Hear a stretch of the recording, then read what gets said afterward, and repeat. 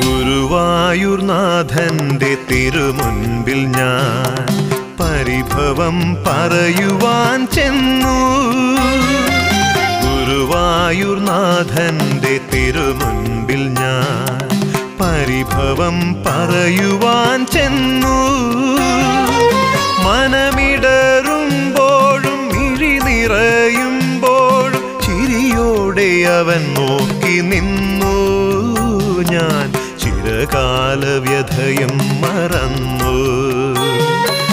ഗുരുവായൂർനാഥന്റെ തിരുമുൻപിൽ ഞാൻ പരിഭവം പറയുവാൻ ചെന്നു.